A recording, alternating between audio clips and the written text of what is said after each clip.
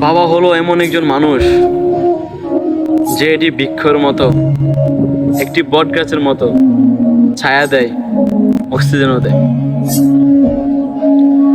বাবা হলো এমন একজন মানুষ যে সারাদিন পরিশ্রম করে সন্তানদের মুখে দুই মুঠো ভাত তুলে দেয়।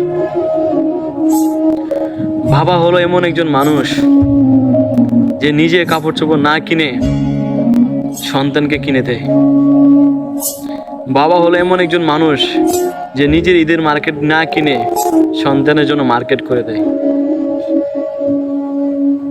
হ্যাঁ, আমি সেই বাবার কথা বলতেছি যে নিজে না খেয়ে সন্তানকে খাওয়ায়। এই কথাগুলো তারাই বুঝবে যাদের বাবা নেই। যাদের বাবা আছে তারা কথাগুলো পাত্তা না দিয়ে চলে যাবে।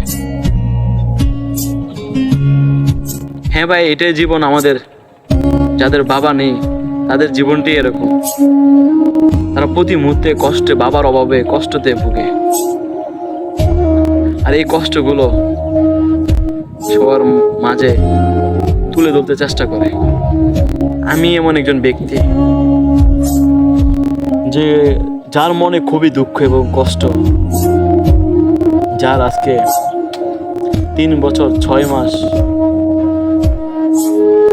6 দিন যার বাবা নেই, সে একমাত্র বুঝে তার মনের কষ্টগুলো।